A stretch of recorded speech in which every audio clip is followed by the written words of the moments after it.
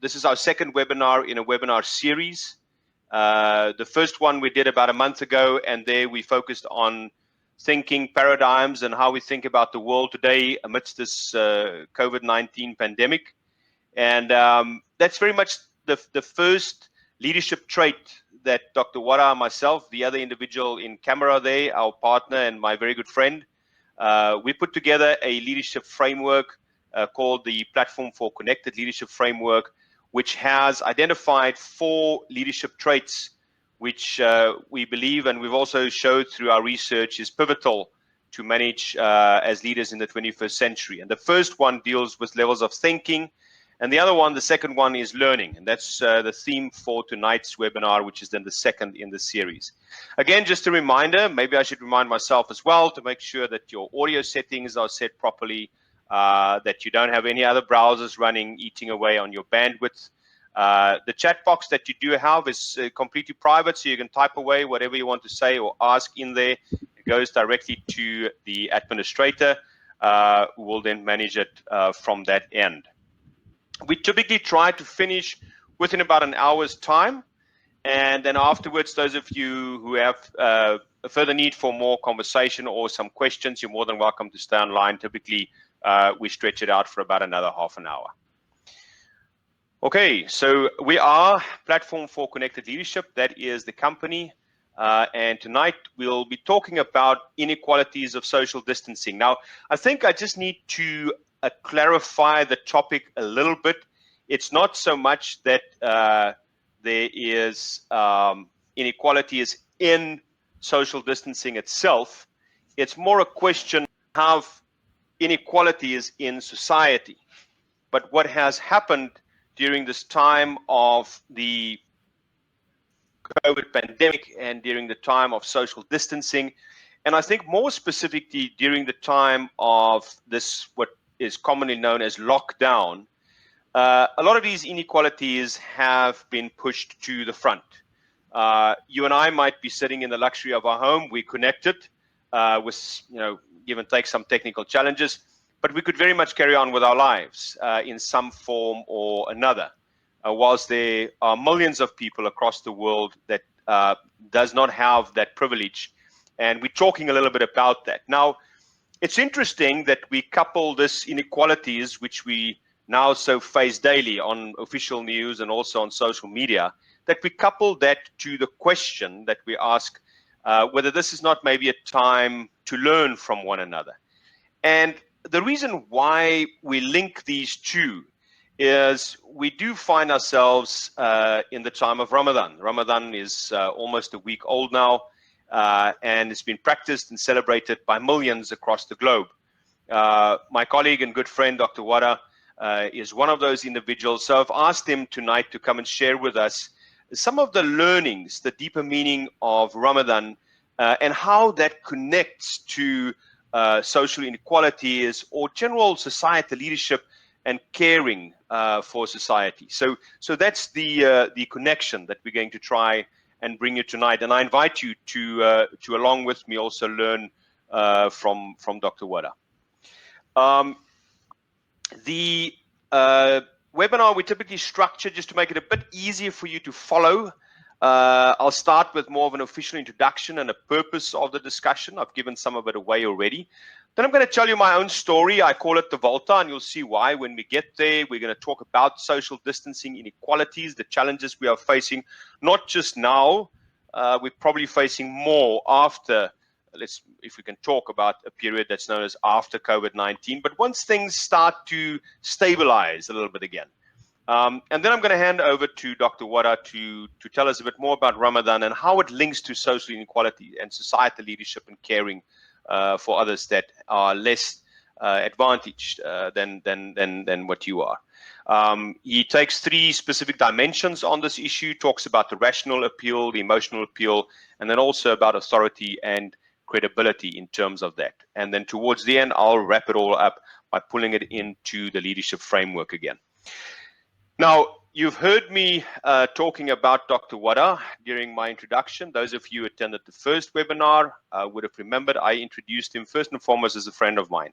Many people in other parts of the world, and specifically here, in the UAE as well. They sometimes think that when you start to involve what is commonly known as a local or an Emirati in your business, that they think that you do it for commercial purposes and you want big business, or they have networks and connections.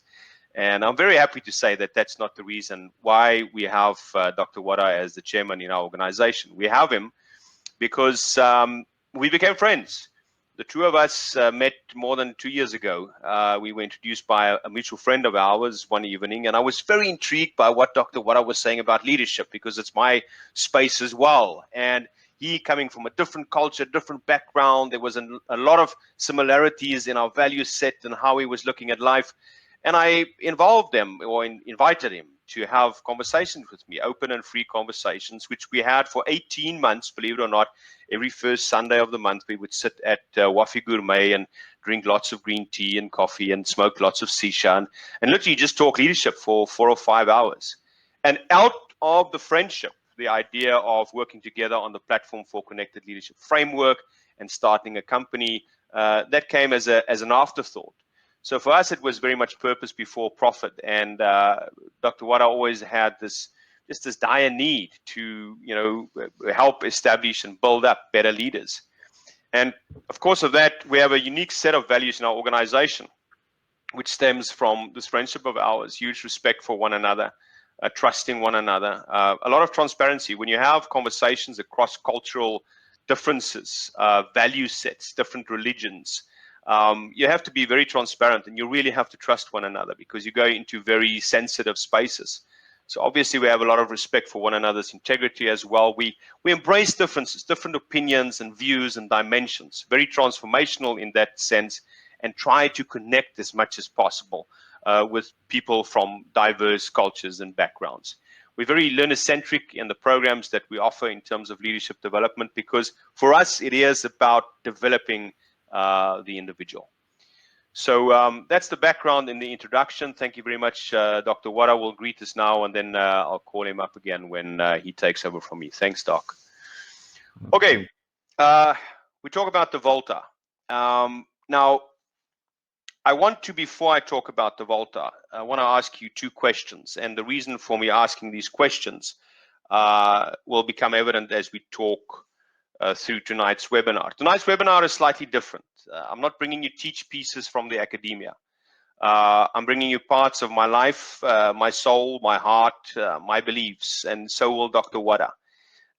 It's something that makes us human, and we want to reach out in this time when we are so confronted with social inequalities, and just be vulnerable about it and have an open discussion about it. But I want to ask you first, the first poll that we're going to run is, and before we put up the poll, let me just clarify. We asked the question whether you consider yourself to be a reflective learner or an activist learner. And what we mean by that is, a reflective learner is typically somebody that reflects on something that either worked or not, and then extract the learning from that. An activist learner is more somebody that's a doer. So they try new things, and in that, they learn something. So if you had to categorize yourself in either or, you might feel, well, you're a little bit of both. But for tonight's poll purposes, I need you to clarify yourself in either or. So if we can have the poll, please. Right, so there you have it. Just type away.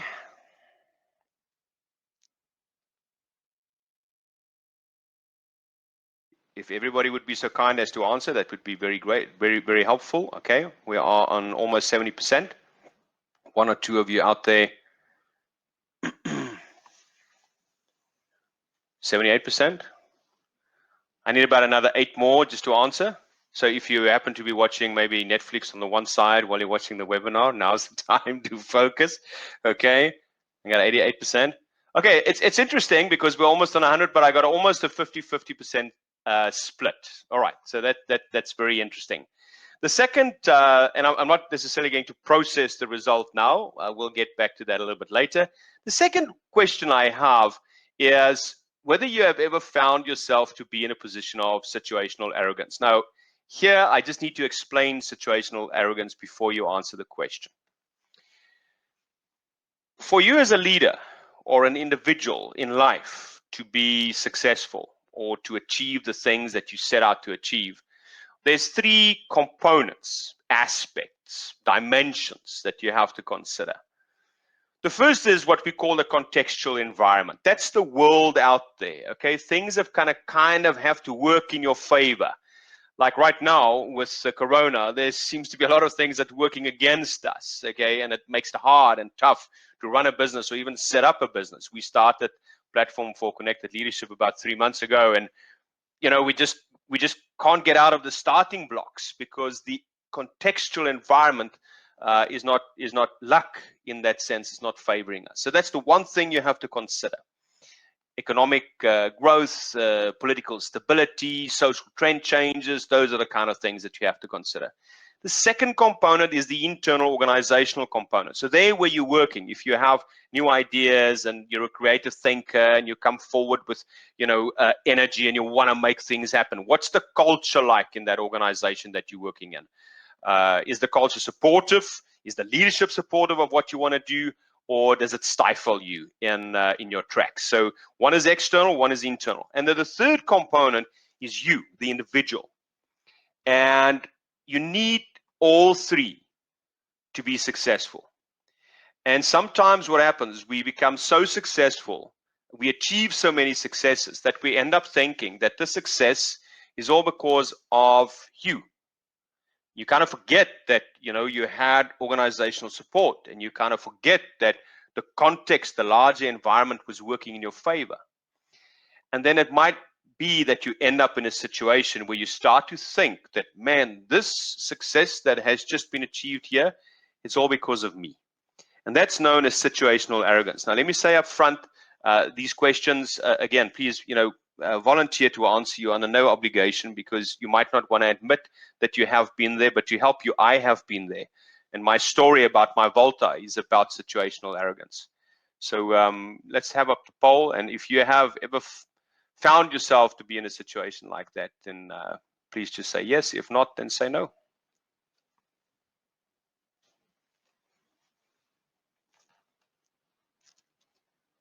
All right, we are almost on 60% answers. 75%. 81. Right, I need about another 5, and then we're up to 100%. That'll be very interesting. Okay, interesting result that comes out here, almost exactly the same as the first question. Now, here's the interesting thing.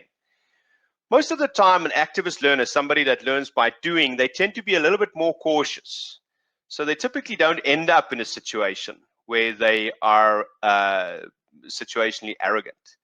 Whilst reflective learners, a lot of times, they tend to go into a situation, they make mistakes, and they reflect back and they learn from it afterwards. So the fact that the responses are so directly correlated in terms of the percentages kind of makes sense.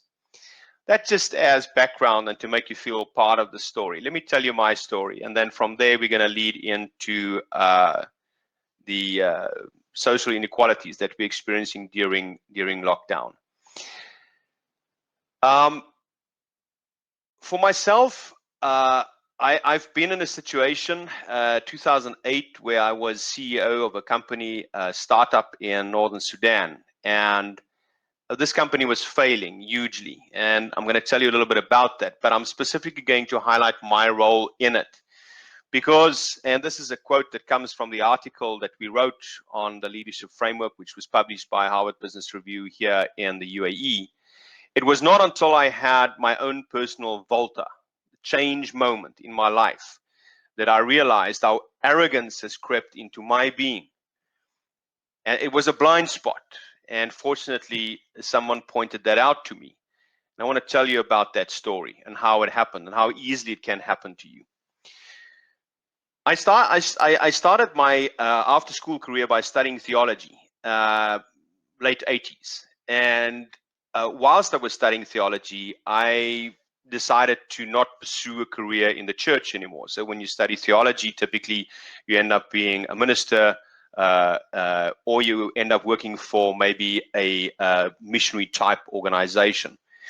And I decided that I didn't want to pursue a career in the church anymore. It's not because I lost my faith. It's just I was uncomfortable with the church system at the time for reasons that's not relevant at this point. But what happens is when you study theology, you study Greek, Hebrew, philosophy, theological studies, and a little bit of psychology, which basically means if you're not going to work in the church, you're not really fit to work anyway. I mean, it's not really the kind of qualification that's going to get you a top job. So I did what most people do that can't find a job, is I started to do sales. And I literally started with door-to-door sales. So I would literally walk and knock on people's doors, and I would sell anything from pencil sets to cookbooks. And the interesting thing is, I was very good at it.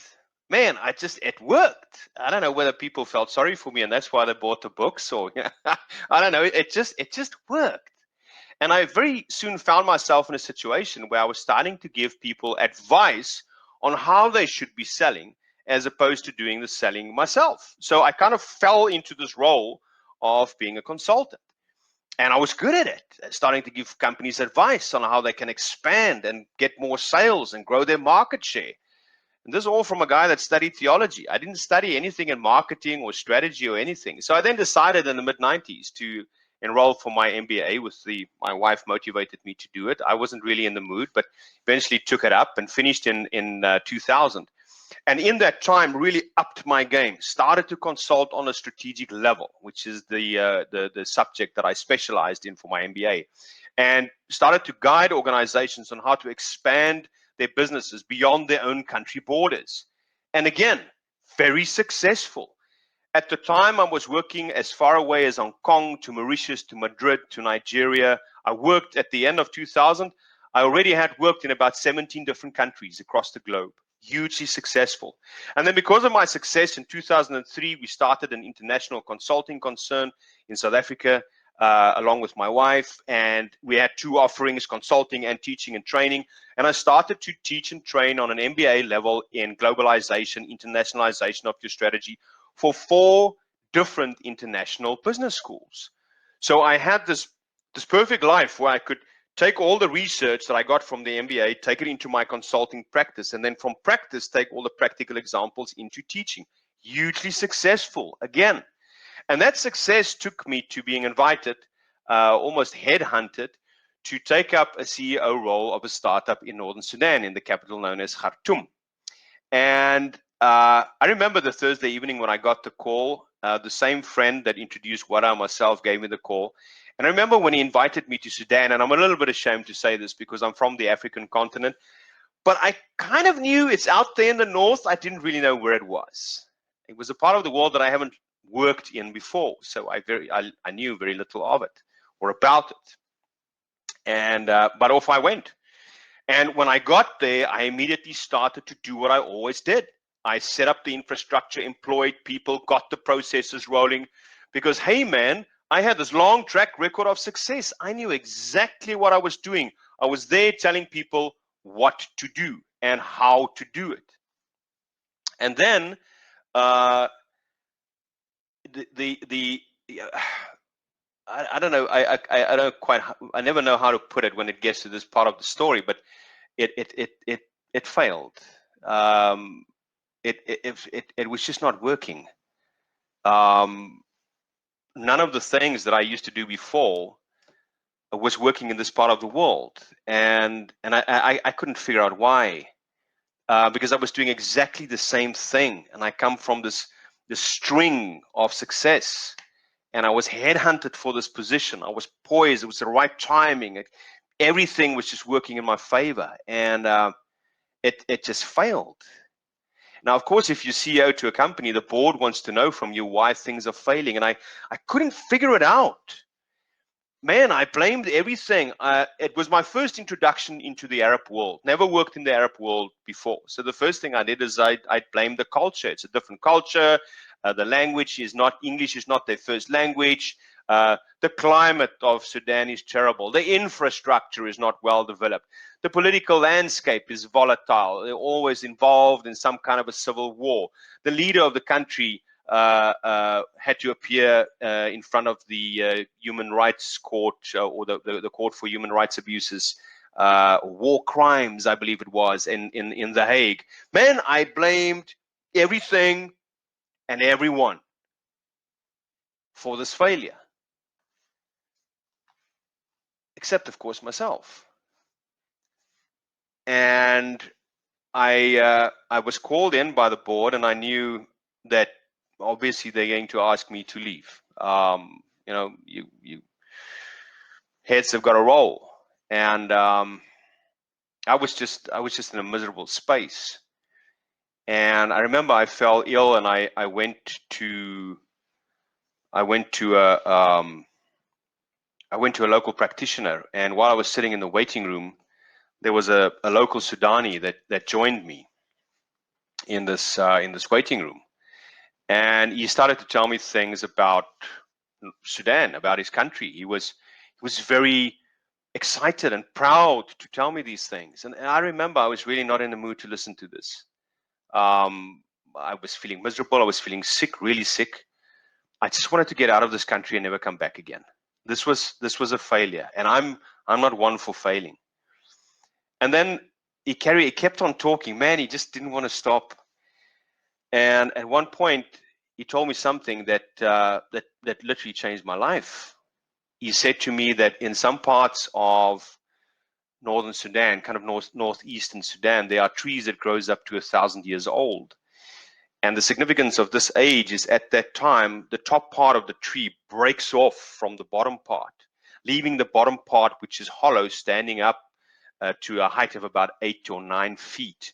And the circumference of the bottom part at that stage, if 10 grown men, his words, had to hold hands like this, that was the circumference of the tree. And I still kind of didn't get it. Why are you telling me this? And then he told me that in the rainy season, these sort of natural ponds, the bottom part of the tree catches water and it keeps it fresh for a very long time. And then he said, sometimes when Westerners like you refer to me as a Westerner, probably because of the color of my skin. He said, sometimes Westerners like you get lost in the desert and we find their skeletons against these tree trunks.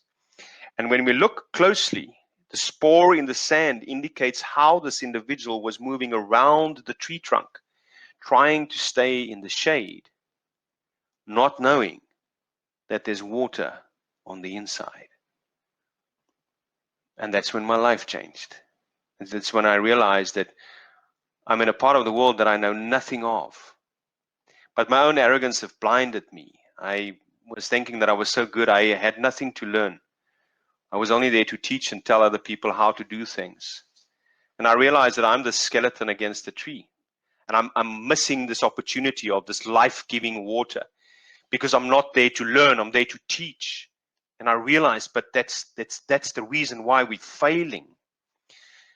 It's a kind of a hard realization. I remember I went back to the board. We had the board meeting about 3 days later, and obviously they wanted to get rid of me.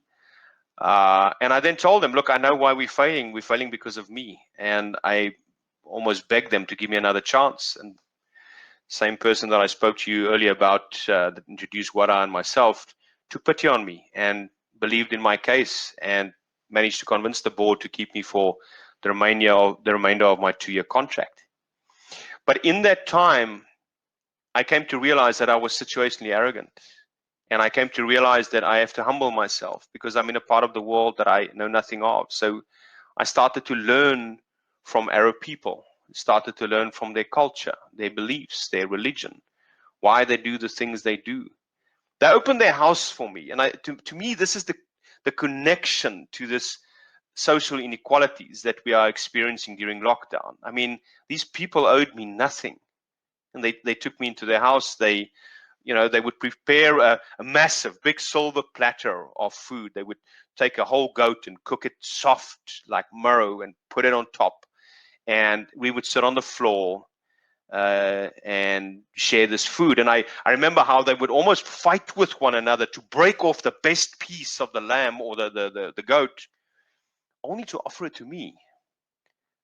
And I realized that what has happened to me is I got stuck in a system in which my own ability to connect became impaired. It was impaired by my inability to learn from one another. And during this time, and that's why I wanted to tell the story tonight, is during this time when we have so much suffering that you can't miss it, that we are so surrounded with. It takes me back to my days in Khartoum when I was so arrogant and so wrong, and I had so many people that had a lot less than me that just opened their houses for me. And of course, I went back into the classroom and I became a learner, not a teacher. We managed to turn the company around, managed to start to achieve huge success, all because I didn't have that disconnect of arrogance anymore. But I became one of them, so to speak. And it's out of that 10 years later, this leadership framework was born, where I realized I have to think differently about things. I have to learn from others and not be so superior and think I know everything and I'm only here to tell you how things are done. I had to act on it and really change my life to hopefully be an inspiration to others. And that's where this think, learn, act, inspire comes from. And for that, and this is back to the question I asked you about the learning style, I had to do a lot of self-reflection. I had to build relationships again and disrupt the organization I was leading. But most of all, I learned that in this society that I were at that time, that I was at that time, I have to care for them, like really care and connect. And from that point onwards, progress to also leading world, not the world, but mine. I always say that you can't change the world, but you can certainly change yours. So if we look, at the inequalities that we're surrounded with, there's a couple of questions I want to very quickly ask you, just to bring you back into the webinar. And thank you for listening to that story of mine. The first thing I want to ask you is, I'm going to give you options here. How many people share your current accommodation? So irrespective of where you're staying right now, you're at home or you're a student, you're stuck in digs or whatever, I want you to very quickly say whether you're sharing your current accommodation. Can we have the poll, please? Less than 4, less than 6, less than 10, or other? Please just type away there for me.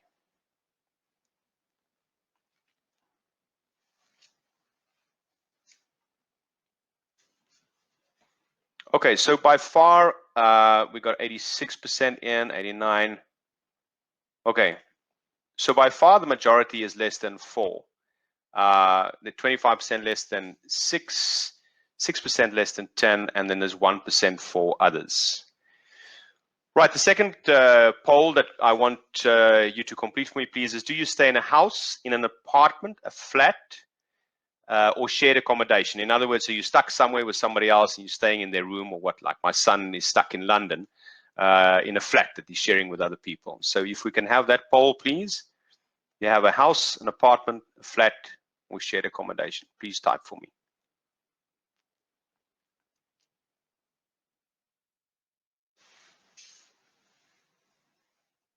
All right, so again, overwhelming percentage, close on 50% for a house, apartment 30%, flat 19%, shared accommodation we have 6%. Now here's another question for you. Do you feel you are being put in an unfair situation because of lockdown? We have the poll, please, yes or no. Do you feel you are being put in an unfair situation because of lockdown? I'd really appreciate it if we can all answer, just to get a fair representation of percentage. I got 80%. Okay, overwhelmingly, I got about 6 people that's saying yes, but overwhelmingly, most people are saying no. And then the last question for this poll is: did lockdown provide you with any positive opportunities? You can have that poll, please, the last poll. Did lockdown provide you with any positive opportunities, yes or no?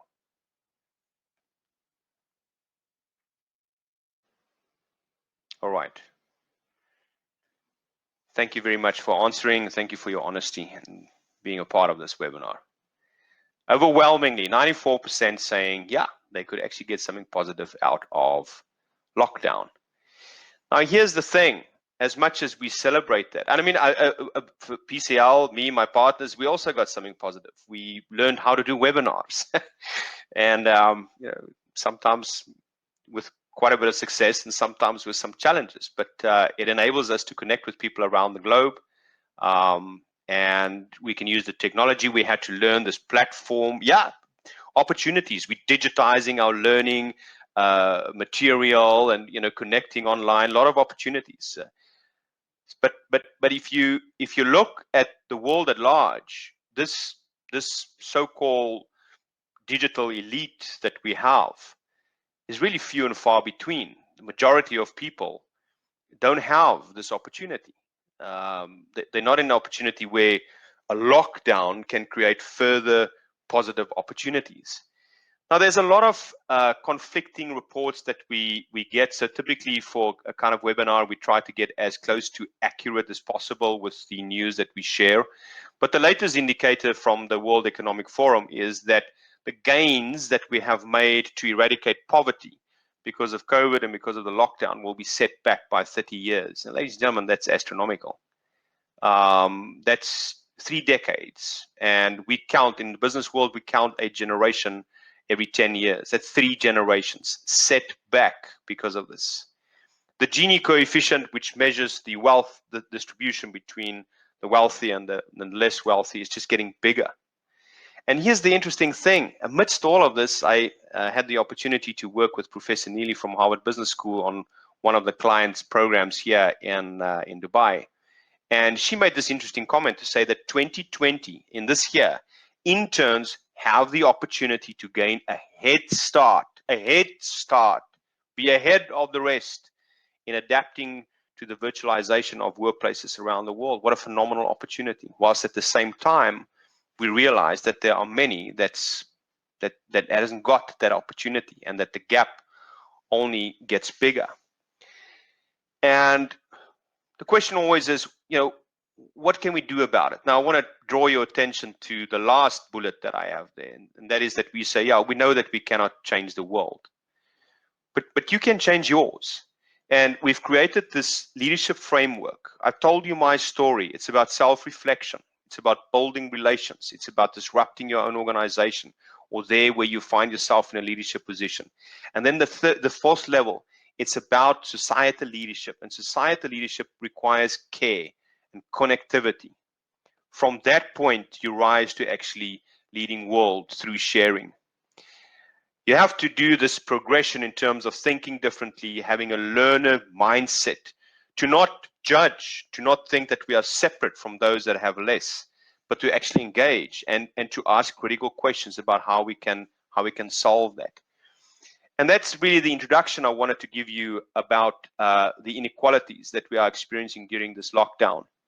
I'm going to ask Dr. Wada to come back, because what I've asked Dr. Wada is to make it relevant during this time. It is the time of Ramadan, and I've asked Dr. Wada to tell us more about Ramadan, the deeper meaning of it, and then link that for us, help us to understand the linkage between Ramadan and caring for society, specifically within this time, or in this time of lockdown, where this inequality is so apparent. Doctor, thank you very much. Over to you. Okay, Bismillah ar-Rahman ar-Rahim. Good evening and Assalamu alaikum, ladies and gentlemen. Thank you for joining us in this webinar tonight. I'll be talking a bit about Ramadan and about a time for reflection and learning. I think Stein's introduction this evening has set a context for what social inequality is now being experienced with lockdown or partial lockdowns around the world. And one of the most interesting things is how this has happened in so many places in the world around sort of the same time. Before we start my presentation, I wanted to just ask in a poll, how many people online with us tonight are actually practicing or fasting this Ramadan, just to get an idea of how many people do we have. If I can have the poll, please. Maina?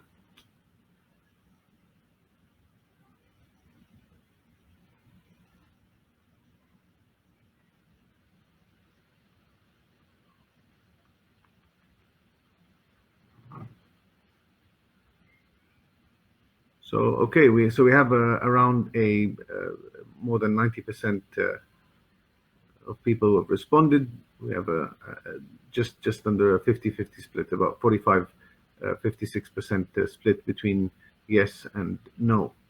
Okay, thank you for participating in that. So I think for the benefit, of everyone, let me start to just remind us or tell us about what is Ramadan all about. Ramadan is a time. Sorry. Ramadan is a time where really we reflect on ourselves. We reflect upon creation and the Creator. It's a time which is for those who are not aware of this, or maybe not Muslims or not know much about Islam. It is one where God had commanded people to fast during this holy month of Ramadan. But fasting is not something which was only a commandment that was given to the Muslims. Fasting, as you can see from the verse that I've shared here, it was decreed upon those who are before also the Muslims. So the Abrahamic religions fast, but also the non-Abrahamic religions, also Hinduism, Buddhism, and Taoism, etc. All of those have some sort of fasting as part of their practice. So what does actually Ramadan or fasting teach us? It teaches us patience. It teaches us the fact that when you don't have, how does it feel not to have? And I'll come and talk a bit more about that in a minute. In reflecting on some of the conversations that I've had with several people in the past few weeks, it teaches us also a lot of discipline. This is one of the types of worship to the Muslim, which the Lord says that He shall reward with directly the follower, because it is a different type of worship where people don't actually necessarily see you fasting. I mean, you could be fasting, you could also break your fast without anyone knowing, but God would know. So it is a very, very close type of worship with God. In Ramadan, generally, and when fasting, one engages in a lot of self-reflection. And I think Professor Stein spoke about reflective learners and earlier on in this presentation. And so Ramadan is really much of a time about self-reflection, reflecting on what you have and what, as vis-a-vis, others, and what they have and what they don't have. In the last few weeks, when I was having some discussions with people and their, friends and family and acquaintances that I had, they were saying to me, "Oh well, this COVID-19 might continue, and it might continue, and there could be a lockdown, there could be whatever economic, and the economy is not going to recover for a long time, and people will continue to be." Practice this kind of social distancing from each other. I don't like social distancing. I think I mentioned it last time. I think physical distancing is the right word, not social distancing. We connect with people. I spoke to a friend recently. He said that in the last while he's been connecting with people that he hasn't connected with for a long time, sitting at home more than when there was no lockdown. So I don't think that there is a social distancing. I think it's a physical distancing which is required. But socially, in fact, people have become, subhanAllah, closer. But what people were saying to me, and I said to them, well, look, it's a bit difficult for the economy to continue this way, because ultimately there are many, many people, many millions of people around the world who actually live hand to mouth. We must understand that many of these people, they need to be out there, they need to be working, because they need to be earning, or otherwise they don't get to eat. And this is not about Ramadan only, it's just eat in general. There are many people around the world, and we must understand this, who work every day and they don't know if they're going to have dinner that day or not. And this is something that we must really, really understand and appreciate. So what Ramadan does is it actually explains or gets us to understand a lot better, this kind of social inequalities that Stein was talking about.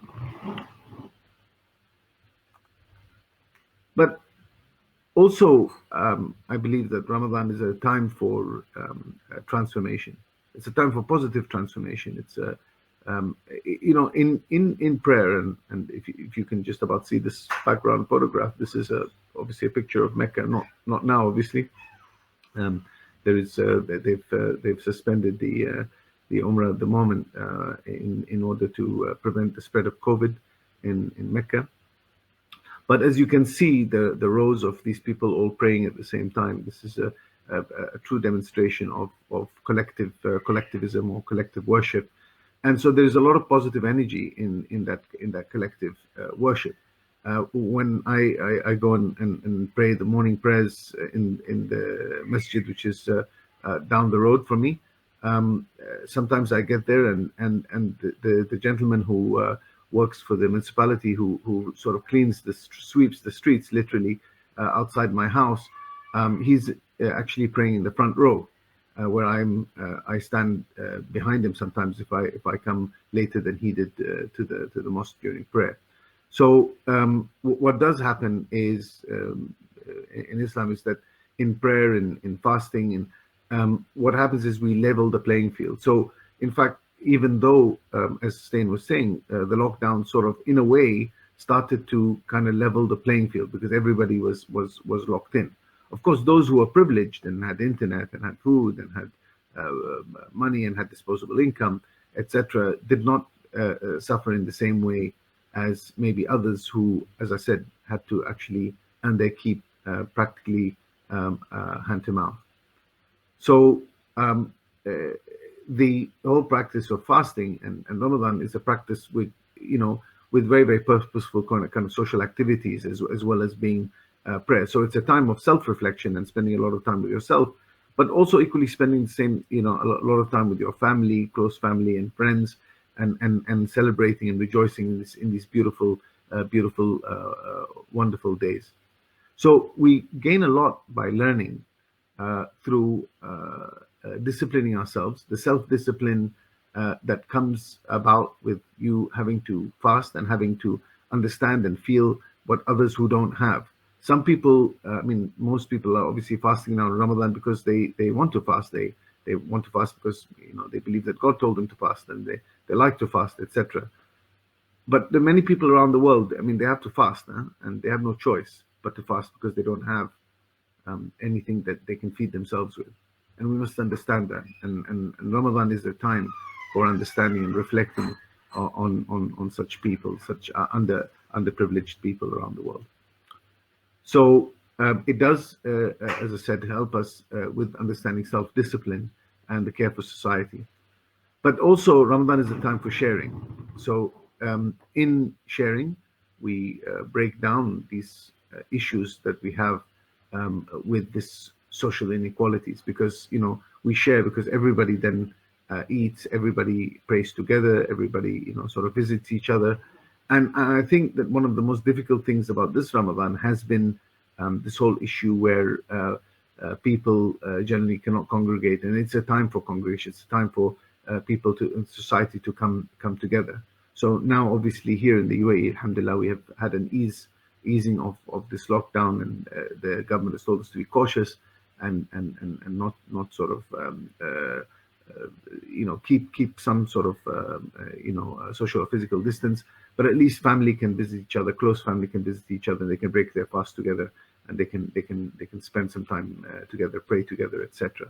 So it's also a time for sharing, it's time for caring, and I think that from a leadership context, I think we have a lot of learning from the situation that we are in at the moment, and actually this being during Ramadan, because and I'll come to talk about this a bit later on in terms of leadership, but empathy and the changing attitudes of us when we look at the rest of society, when we look at our teams, and when we look at other people, is extremely important. So I believe that just like Ramadan is a time of transportation, a transformation, sorry, it is also equally a time for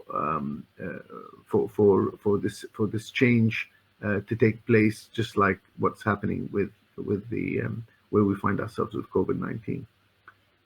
One very important point also I'd like to share, that Ramadan is a time for cleansing the hearts, cleansing the minds, cleansing the hearts. It's about usually when we felt, outside COVID now, and I was reflecting personally, it's a time when, Ramadan was a time when things slowed down a little bit. You actually got some time to spend some time with yourself, with your family, to fast and sort of eat and sort of break your fast with your friends and family.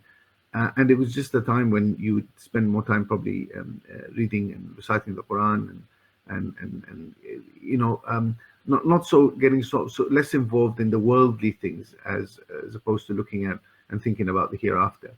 And I think the COVID situation with the lockdown actually probably created something similar, where it actually changed the way that things were happening in our lives. So it was a good time for sort of transformation. So let me now move to the next point, where and let me go and ask you a question similar to the one that was asked earlier by Stain. But do you see yourself really as a reflective and adaptive learner? So if I can have the poll, please.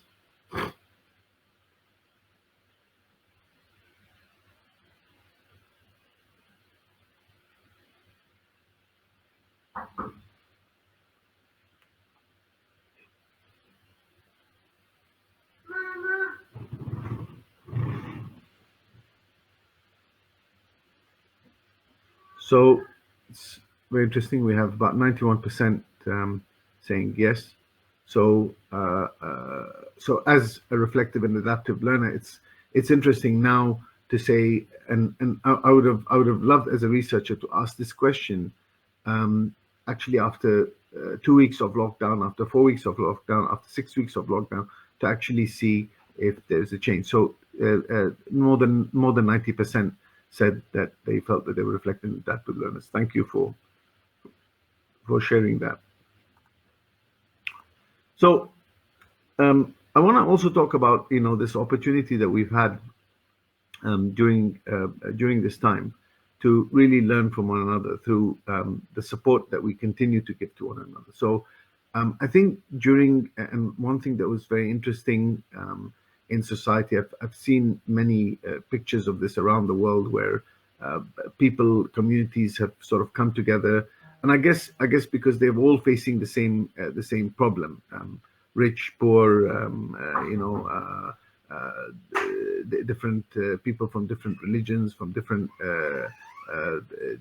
age groups, etc., nationalities, and they all sort of got together to sort of try to support each other. I mean, you see this happening around the world. I speak to people all the time who are based in different parts of the world, in Singapore, in the States, in the UK, in South Africa, in other places in the Middle East. And one thing that is interesting is that we've seen this, and I think that this is a fantastic time for us also to learn from why people are surviving better, why people are sort of getting stressed more. So for a leader of an organization, or a leader of a team, or a manager even, there is a lot of learning that I think that can be gained from this. So this reflective and adaptive learning is sort of fast track, like many things. This COVID is a lot of the thinkers at the moment, thought leaders, are saying that there was change happening around the world, but actually what's happened is, with the COVID-19 coming in, it actually accelerated certain things in happening even faster. I mean, obviously, the digital transformation is a very good example, a case in point of that. So again, going back to this whole thing about Ramadan and this collective community, and actually focusing and this real focus, all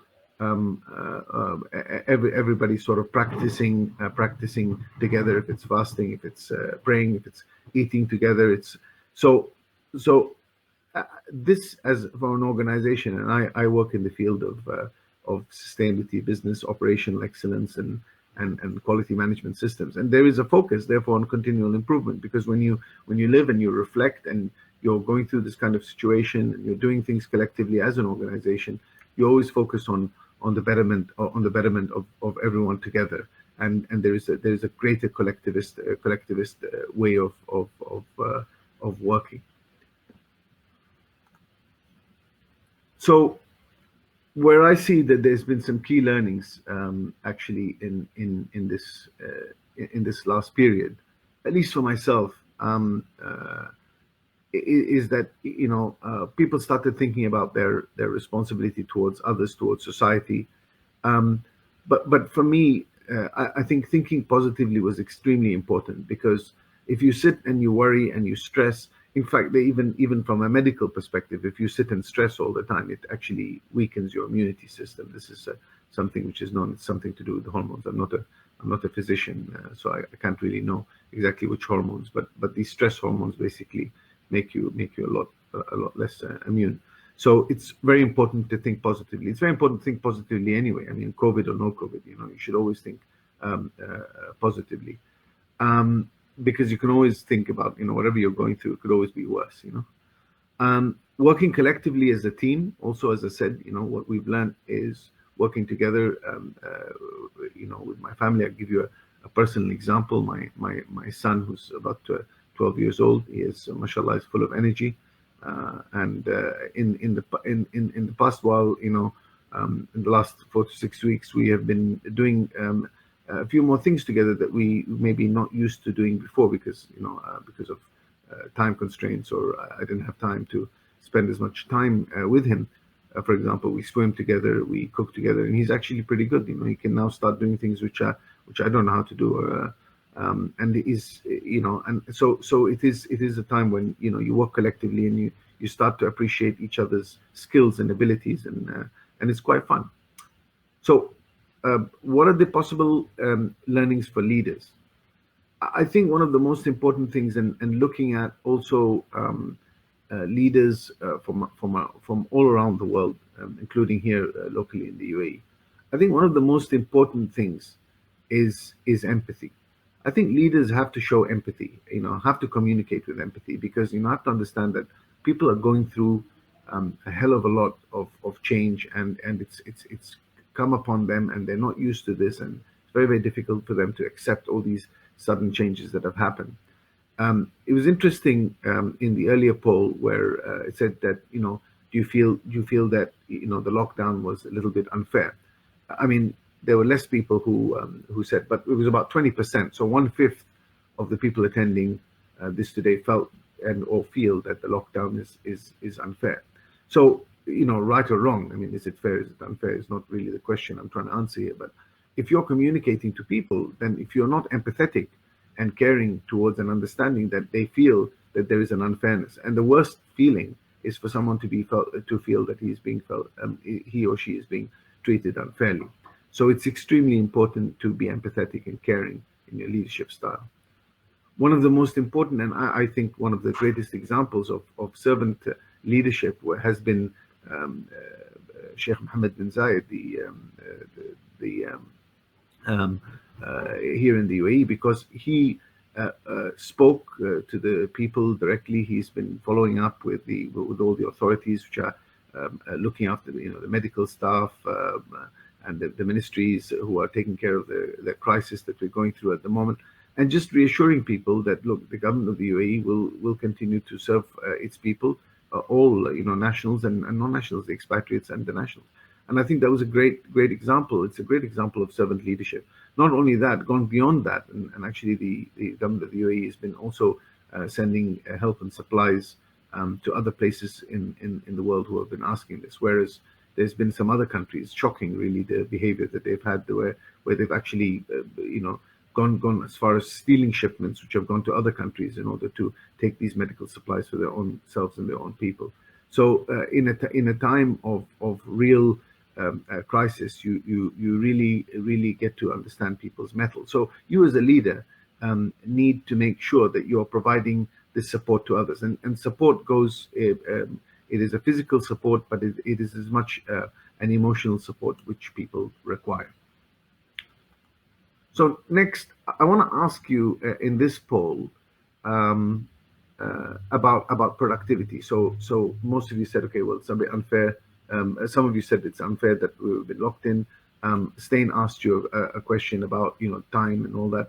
So I want to ask you in this poll, in hindsight, right now, because I've asked myself this question really, in the last 6 weeks, is that, in hindsight, how productively would you say you've used your time during the lockdown? So, assuming that you've been locked down now for 6, maybe 8 weeks, how productively would you say that you've used your time during this time? So, the poll, please.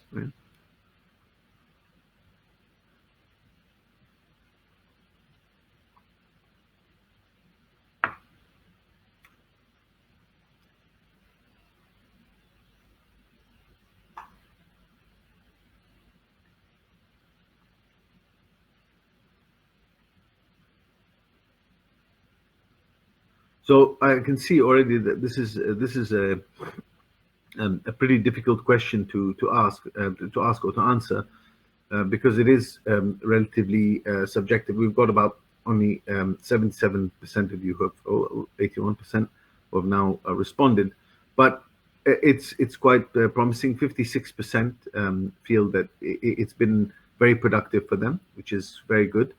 And about 40% said relatively productive, and only 4% don't feel that it was productive at all. So some relative productivity. So the question is really to ask yourself, if those who have with the relative productivity, if now with what after this lockdown of 6 to 8 weeks, would you go back and make the time or use the time more productively? And was it that you didn't want as productive because you didn't have as much to do, or you didn't prepare for it, or you were sitting stressing and worrying for the first few weeks before you sort of settled down? These questions you should sort of ask yourself. So one thing, and I go back to what Stein said earlier in the presentation about reflective learning. And so the next question is that how much time during the day do you spend on personal reflection and reflective learning?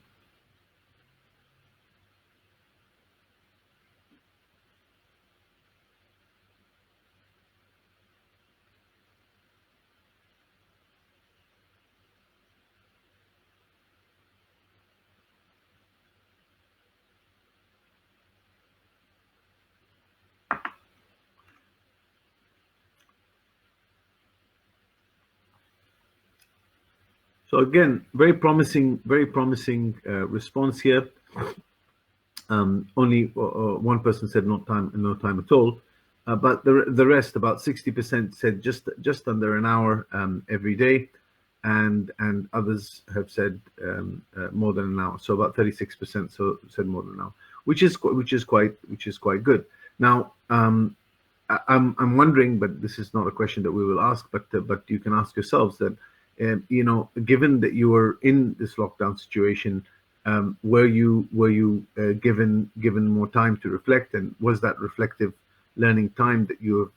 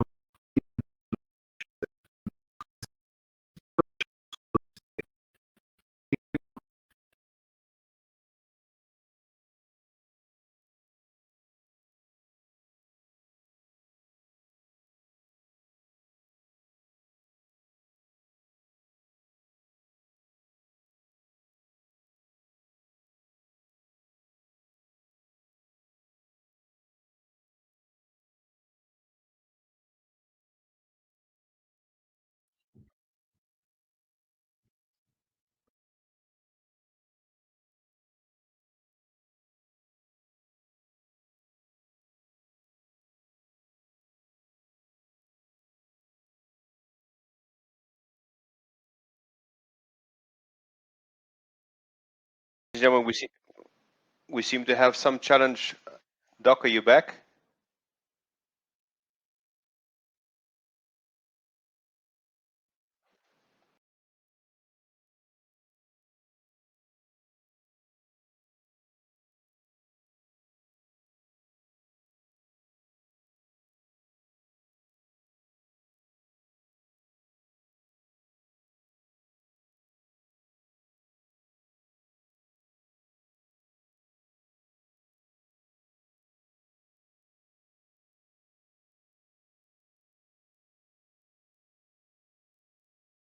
It's me again.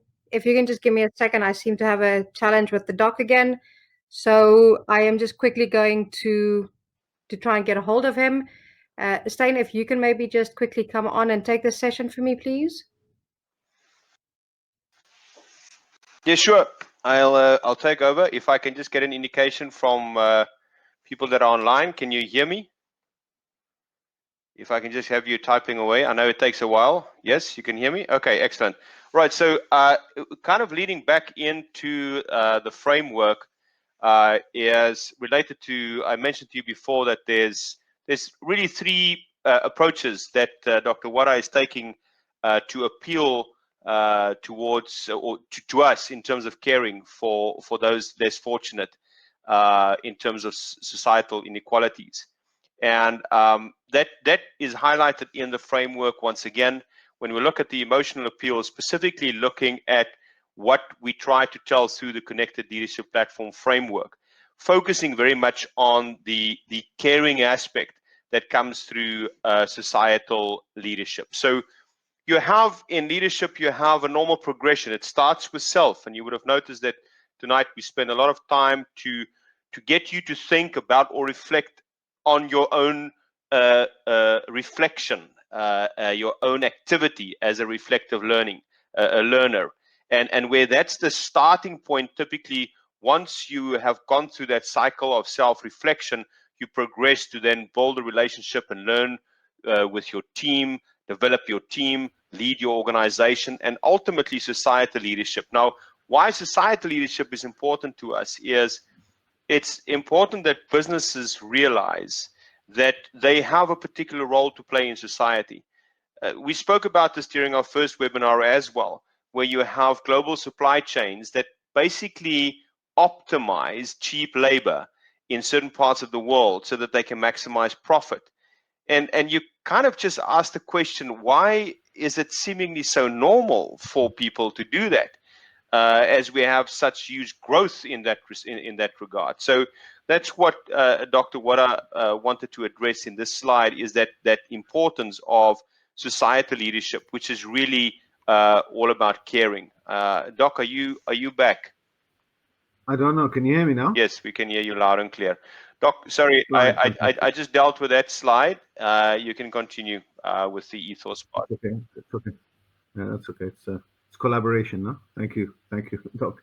Right. Okay. So actually, I'm on my final couple of slides. So going back to this authority and credibility now, going back to this, what COVID-19 also taught us is different countries had different messaging regarding this so-called social distancing or the physical distancing, and this was difficult for different countries and the reaction of different people. We don't have time to get into why these people reacted in this way, why this society, but it had to do a lot with the social norms, the socio-political, the socio-economic realities in all these places. In most, I think there was no plan available, and this is where the problem was. And you know, when you have a plan, and I've been working in crisis management and HSC for many years in your life, when you have a plan and everything is agreed, and agreed before a response takes place, generally the response is a lot more effective. So I do suspect that there's going to be a lot of work that's going to happen with a lot of organizations now after the COVID-19, when they get back into some normality, is that they're going to go back and they're going to be doing a lot of work on their business continuity plans, because they will feel that, okay, if another pandemic or another situation like this arises, they should be ready in order to move into a situation to deal with it. So one of the reasons for dynamic improvisations that were made throughout. Now, the people who are receiving the information from government and organizational communications maybe did not see that. They didn't understand the reason behind certain things, and that's why certain people felt, understandably, that the lockdown was unfair, and others saw that as an overreaction, others saw it as no too late reaction. You talk to people, it's interesting, you know, everybody has a different opinion on this whole lockdown. So different populations obviously reacted differently and demonstrated different levels of response and discipline and compliance. Within the same country, you saw different people or different nationalities, different groups of people reacting differently and being disciplined and complying in a different way, which is quite interesting to see. And I'm sure that there's going to be a lot of research that's going to be done on this in the coming months and years. So just to take you back and close really with this back to the framework and sort of bring the framework back into context for us. I think we learn a few things about this, the social inequality and what we've learned about the social inequality. And as I said, the distancing, the social distancing or the physical distancing does not mean that our hearts should be distant. In fact, I think in many cases it brought a lot of hearts together. But when hearts talk to each other, there's a greater impact and influence. And that's why we see that many of the great leaders of this time or who have lived in the last few centuries, have always had a greater influence when they've spoken to the hearts of people. And I think it's important because at the end of the day, we're all human beings and we all have got feelings and we find that there's a greater impact and influence upon us when people talk to us when they're sincere and they're talking from their heart. So care needs to be genuine and needs to be communicated with empathy. And I think leaders who are more empathetic have proved time and time again they've won people's hearts and they got them to do things.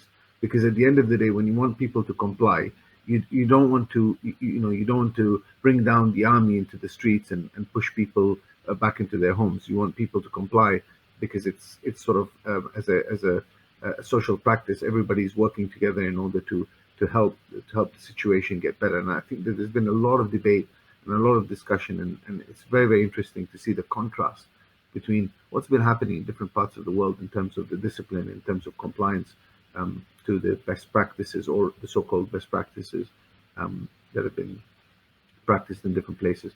So when we fail to communicate as a leader, we always say that if you fail to communicate with them and lead them, the failure is really in not really understanding. It's not a question of you expecting everyone to understand you. It's about you understanding them. And I think that is why Professor Stein's story right at the beginning of this webinar is very important. And that is why I found it very interesting to have these earlier discussions with him in the last couple of years regarding the transformation that he had when working with people, when he actually realized that the failure for him to communicate with others, it was his failure. It wasn't the failure of everything else and everyone else and that was around him, because he was perfect and then they should have. He sort of understood, and I think it was just amazing that he spent that afternoon in the hospital where he met with that Sudanese lad who sort of told him this. So it's quite amazing. And so it's very, very important, and that's why reflective learning is so important, and it's why we've mentioned it a few times in this webinar. So each leadership context needs a different approach. Same values should not change, but it does not mean that the context in leadership and what's going on, if it's a crisis situation, if it's a recovery situation, if it's a normal operational situation that we're in, we use different approaches, and that's fine. We need to use different approaches, but we can't change our values. Our values remain the same, but different approaches, and especially different communication styles and messaging is important. In fact, during the same situation, what we say and what we've seen with even leaders of organizations and different leaders in different contexts, they communicated in a different way to the different stakeholders. Because again, if you're going to be empathetic to people who are stuck at home, if you're going to be empathetic to people who are below the poverty line, if you're going to be empathetic to people who can actually work from home because their work can be done from home, whereas others, they can't really do much work from home. They just have to sit at home and wait until someone lets them out so they can actually go back to work and go back to their breadwinning, basically. So you have to be empathetic. One size as a leader does not fit all, especially when it comes to communication styles and messaging.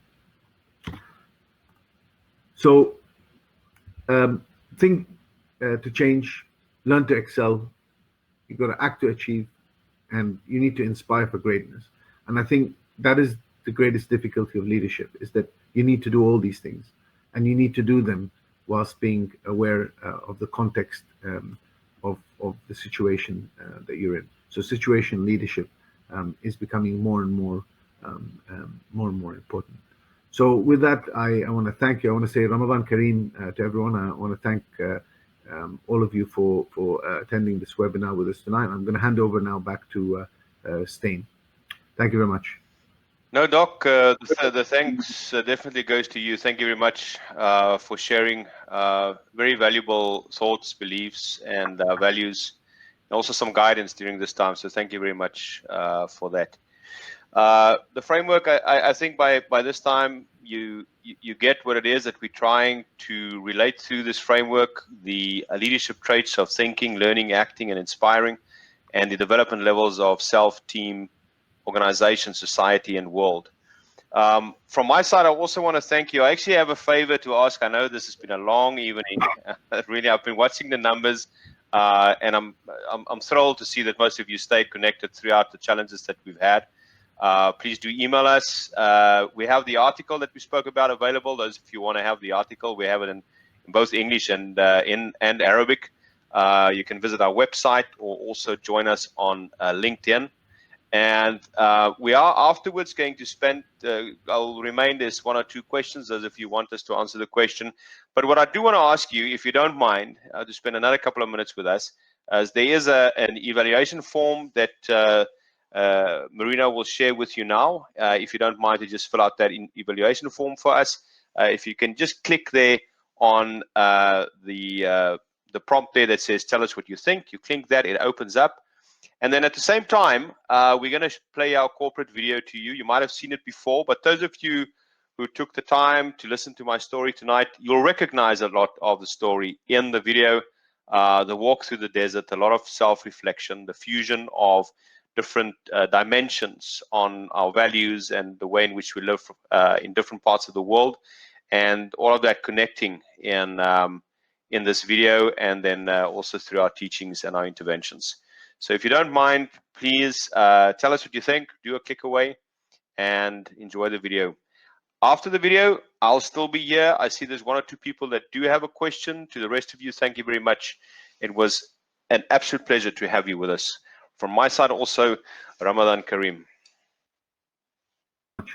We'll speak to you soon.